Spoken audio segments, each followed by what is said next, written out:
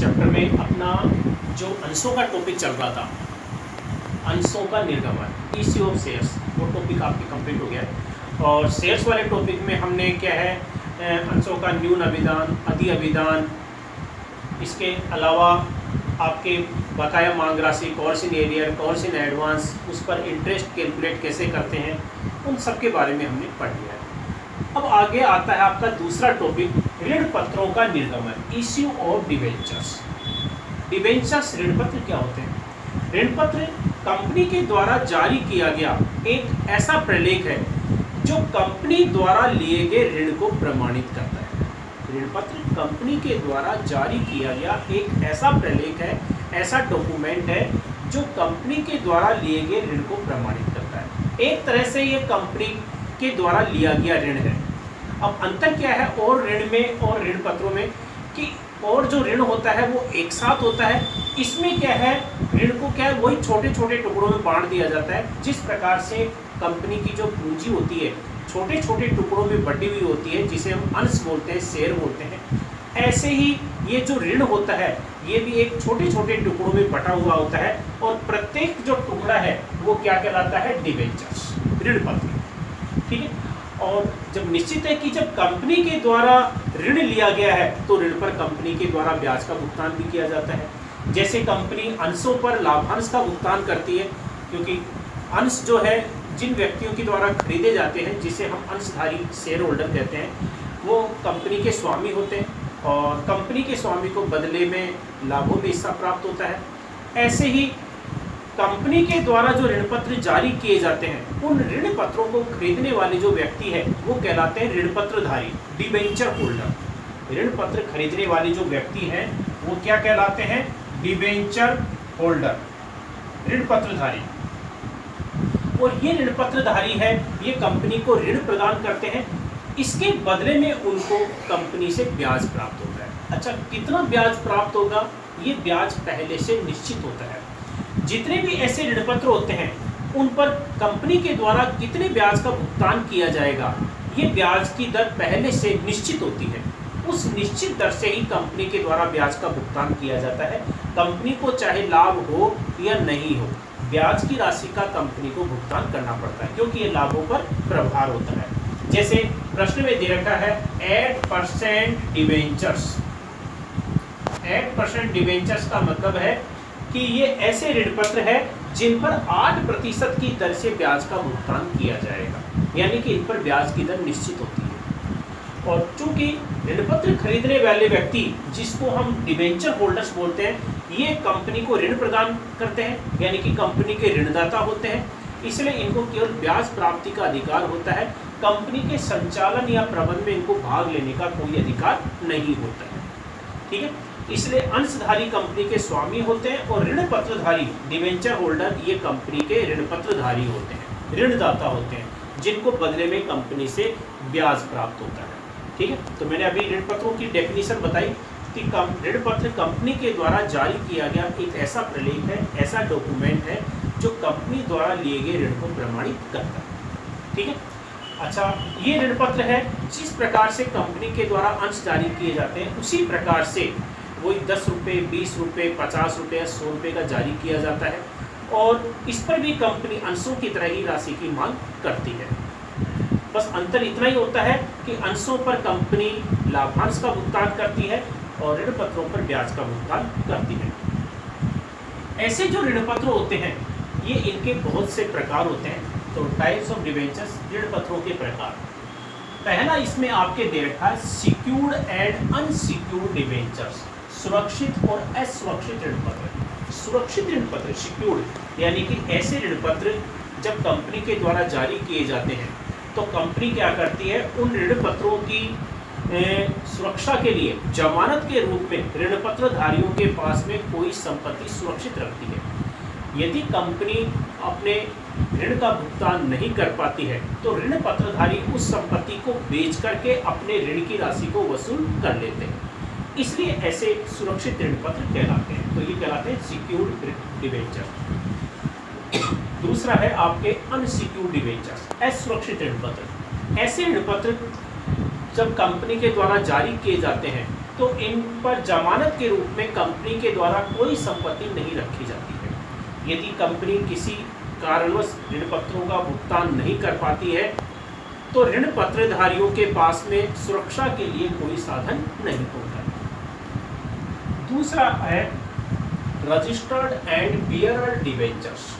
Registered debentures यानी कि पंजीयन ऋण पत्र। रजिस्टर्ड ऋण पत्र वो ऋण पत्र होते हैं जब कंपनी के द्वारा जारी किए जाते हैं तो कंपनी के रजिस्टर में उन ऋण पत्रधारियों का नाम और पता उसमें लिखा हुआ रहता है। तो कंपनी के रजिस्टर में उन ऋण पत्रधारियों का नाम और पता अंकित होता है, इसलिए ये रजिस्टर्ड डिबेंचर्स कहलाते हैं। और कंपनी उन्हीं ऋण पत्रधारियों को ब्याज का भुगतान करती है जिनका नाम और पता कंपनी के रजिस्टर में होता है। जिनका नाम और पता कंपनी के रजिस्टर में नहीं होता है, कंपनी उनको ब्याज का भुगतान नहीं करती है, इसलिए ये रजिस्टर्ड डिबेंचर्स कहलाते हैं। इसी में दूसरा प्रकार है बियरर डिबेंचर्स, वाहक ऋण पत्र। यानी कि ऐसे ऋण पत्र जब कंपनी के द्वारा जारी किए जाते हैं तो कंपनी के रजिस्टर में इनका कोई नाम और पता लिखा हुआ नहीं होता है।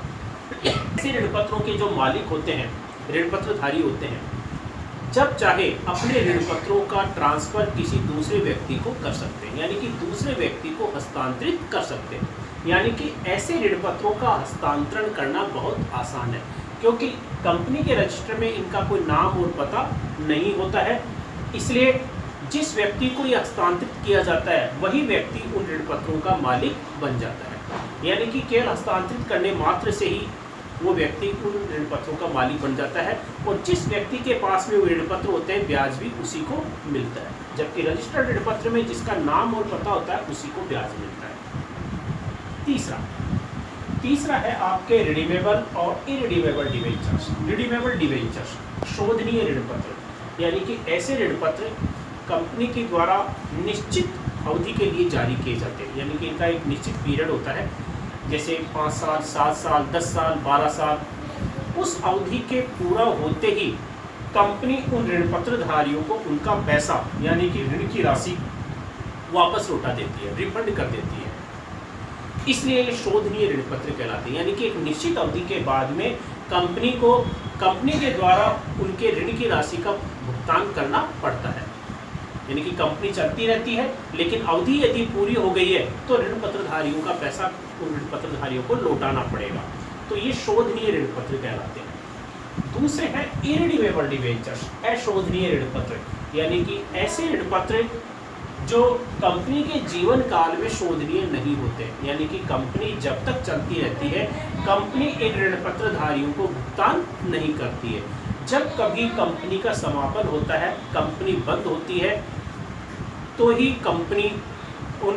दूसरा था आपके इरिडीमेबल डिबेंचर्स, अशोधनीय ऋण पत्र। अशोधनीय ऋण पत्र यानी कि ऐसे ऋण पत्र जिनका भुगतान कंपनी अपने जीवन काल में नहीं करती है, यानी कि जब तक कंपनी चलती रहती है ऋण पत्रधारियों को उनका पैसा वापस नहीं करती है, रिफंड नहीं करती है। यानी जब कभी कंपनी का समापन होता है, कंपनी बंद होती है, तो ही भुगतान किया जाता है। लेकिन वर्तमान में अब कंपनी ऐसे ऋण पत्रों का निर्गमन नहीं कर सकती है। कंपनी संशोधन अधिनियम में 2013 के अनुसार अब कोई भी कंपनी इस प्रकार के ऋण पत्रों का निर्गमन नहीं कर सकती, यानी कि अशोधनीय ऋण पत्रों का निर्गमन नहीं कर सकते इरिडीमेबल डिबेंचर्स का। इसके बाद में है आपके चौथा first and second debentures. First debenture प्रथम ऋण पत्र, यह है on the basis of payment, भुगतान के आधार पर। कंपनी जब ऋण पत्रधारियों को उनका पैसा यानी कि ऋण की राशि वापस लौटाती है तो सबसे पहले उन ऋण पत्रधारियों को भुगतान करती है जो फर्स्ट डिबेंचर है। तो फर्स्ट डिबेंचर का मतलब है भुगतान में प्राथमिकता, सबसे पहले उनको भुगतान किया जाता है। और सेकंड डिबेंचर्स का मतलब है कि जिनको भुगतान फर्स्ट डिबेंचर्स के करने के बाद में किया जाता है, वो सेकंड डिबेंचर कहलाते हैं। तो ये मैंने आपको बताया ऋण पत्रों के प्रकार कि इतने आपके ऋण पत्रों के प्रकार है। कंपनी इनमें से किसी भी प्रकार के ऋण पत्रों का निर्गमन कर सकती है।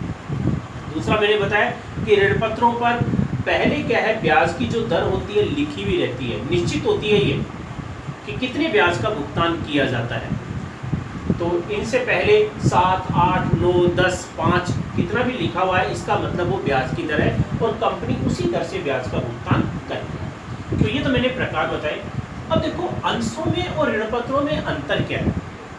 देखो कंपनी अपने धन की व्यवस्था करने के लिए अंशों ऋण पत्रों का निर्गमन करती है। अंशों से अगर कंपनी के पास में धन की व्यवस्था नहीं होती है तो ऋण पत्रों का निर्गमन करती है।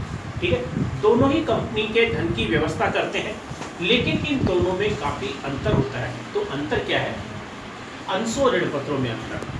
अंश खरीदने वाले जो व्यक्ति है वो शेयर होल्डर कहलाते हैं, अंशधारी कहलाते हैं, और ऋण पत्र खरीदने वाले जो व्यक्ति है वो डिवेंचर होल्डर ऋण पत्रधारी कहलाते हैं। एक अंतर तो ये है। दूसरा, अंश खरीदने वाले जो व्यक्ति है शेयर होल्डर होते हैं वो कंपनी के स्वामी होते हैं, जबकि ऋण पत्र खरीदने वाले जो व्यक्ति है वो कंपनी के ऋणदाता होते हैं।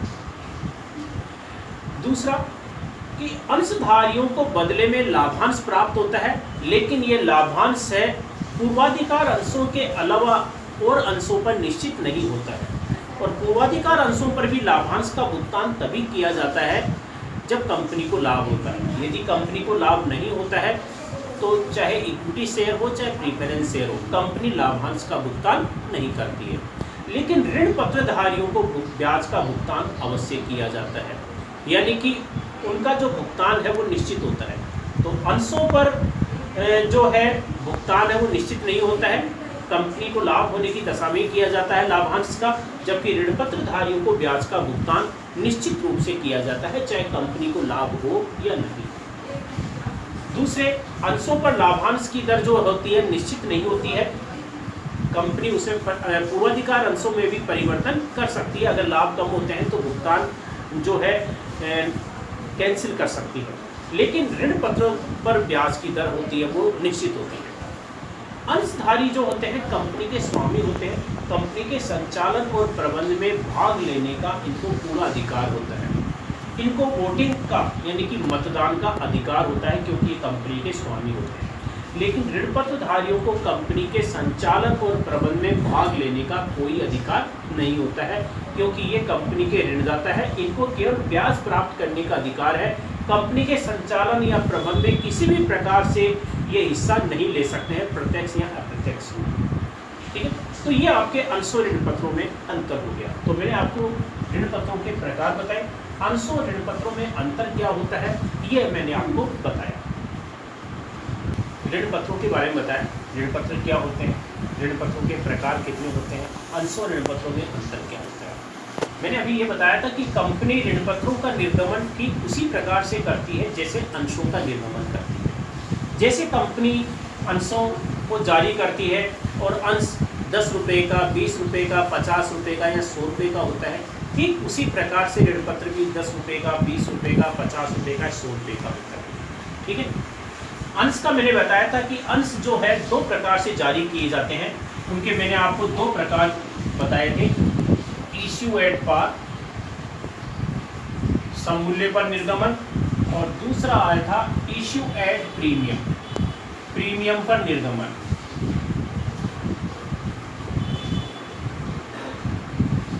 अंशों को कंपनी केवल 2 ही प्रकार से निर्गमित कर सकती है, सममूल्य पर कर सकती है या प्रीमियम पर कर सकती है, लेकिन कंपनी जो है ऋण पत्रों का निर्गमन 3 प्रकार से कर सकती है। सममूल्य पर निर्गमन, इश्यू एट पार, दूसरा इश्यू एट प्रीमियम, प्रीमियम पर निर्गमन, और इश्यू एट डिस्काउंट यानी कि बट्टे पर निर्गमन। कंपनी ऋण पत्रों का निर्गमन 3 प्रकार से कर सकती है। इश्यू एट पार, सममूल्य पर मैंने बताया था, जितने मूल्य का ऋण पत्र है उसको उतने ही मूल्य में कंपनी जारी करती है, जनता में निर्गमित करती है, वो कहलाता है इश्यू एट पार।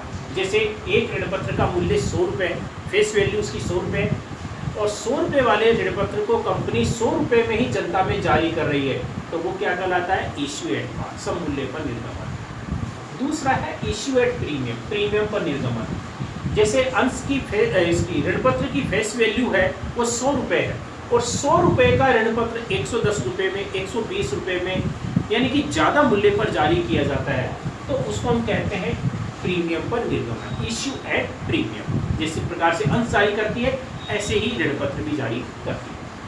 तीसरा आता है आपके इश्यू एट डिस्काउंट, बट्टे पर निर्गमन।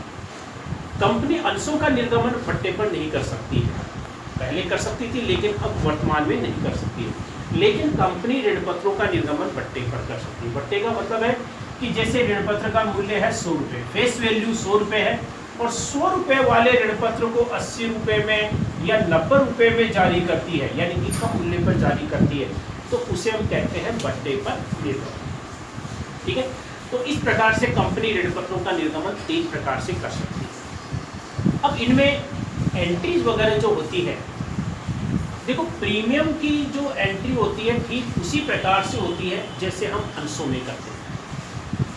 जैसे कंपनी अंशों पर प्रीमियम का जो पैसा है एप्लीकेशन से लेकर के सेकंड कॉल तक कभी भी मांग सकती है, ऐसे ही कंपनी ऋण पत्रों का जब निर्गमन प्रीमियम पर करती है तो उस पर भी प्रीमियम का पैसा कंपनी एप्लीकेशन से लेकर के सेकंड कॉल तक कभी भी मांग सकती है, और चाहे तो प्रीमियम को भी 2 टुकड़ों में या 3 टुकड़ों में मांग सकती है। उसकी एंट्री वैसी होगी। और जब भी प्रीमियम मांगा जाता है उस समय पर सिक्योरिटीज प्रीमियम हमेशा क्रेडिट किया जाता है।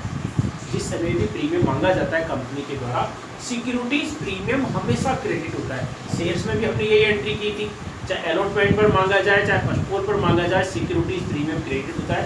ऋण पत्रों में भी हम क्या करेंगे, जब एंट्री करेंगे तो उसमें भी प्रीमियम हमेशा क्रेडिट होता है। बट्टा, बट्टा जो है लॉस होता है तो डिस्काउंट हमेशा डेबिट होता है। ठीक है, और बट्टे की जो एंट्री है हमेशा अलॉटमेंट के टाइम पर ही होती है। ठीक है, ये एक मुख्य अंतर है इसमें कि ऋण पत्रों का निर्गमन बट्टे पर किया जाता है तो डिस्काउंट की एंट्री अलॉटमेंट पर होती है, और डिस्काउंट जो है वो हमेशा डेबिट होता है। ये तो ये होगा। तो कंपनी अंशों का निर्गमन करती है, तो अंशों का निर्गमन कंपनी है, पैसा मांगती है, टुकड़ों में मांगती है। ऐसे ही कंपनी ऋण पत्रों का निर्गमन करती है तो ऋण पत्रों पर भी कंपनी टुकड़ों में पैसा मांगती है। ठीक है, जैसे एप्लीकेशन पर, अलॉटमेंट पर, फर्स्ट कॉल पर और सेकंड कॉल पर।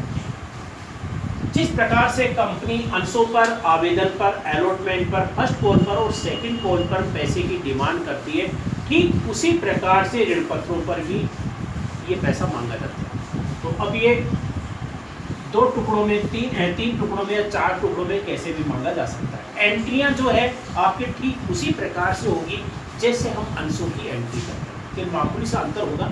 वो अंतर क्या होता है, मैंने बताया था कि अंशों के माध्यम से जो धनराशि प्राप्त होती है वो कैपिटल होती है, इसलिए कैपिटल शब्द का इस्तेमाल करते हैं। लेकिन ऋण पत्रों के माध्यम से जो धनराशि प्राप्त होती है कंपनी को, वो कंपनी के लिए पूंजी नहीं है, इसलिए कैपिटल शब्द का इस्तेमाल नहीं होगा। तो एंट्री में हमारे को यही करना है कि शेयर्स में जो भी एंट्री होती थी शेयर्स की, वहाँ पर उसमें जहाँ पर कैपिटल शब्द का इस्तेमाल होता था, ऋण पत्रों में, डिबेंचर्स में वहाँ पर कैपिटल शब्द का इस्तेमाल नहीं होगा।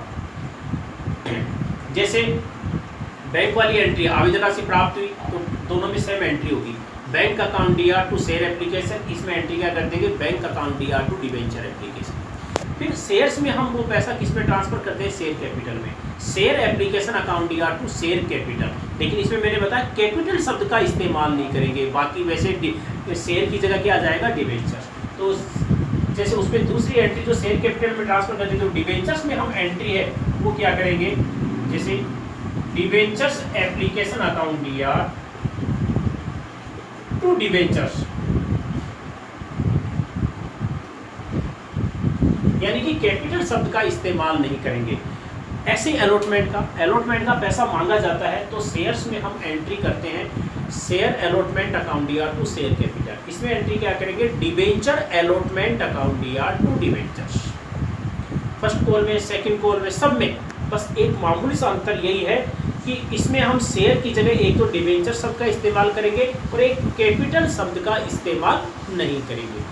बाकी जो एंट्रियां हैं ठीक उसी प्रकार से होगी जैसे हमने शेयर्स की एंट्रियां की है, वही आपके एप्लीकेशन की हो, अलॉटमेंट की हो, फर्स्ट कॉल की हो या सेकंड कॉल की हो, उन एंट्रियों में कोई परिवर्तन नहीं है। आपको एक तो कैपिटल शब्द का इस्तेमाल नहीं करना है, केवल डिबेंचर शब्द का इस्तेमाल करना है। जैसे फर्स्ट कॉल का पैसा मांगा गया तो शेयर्स में हम एंट्री करते हैं share first call account DR to share capital. इसमें एंट्री क्या करेंगे, debenture first call account DR to debentures.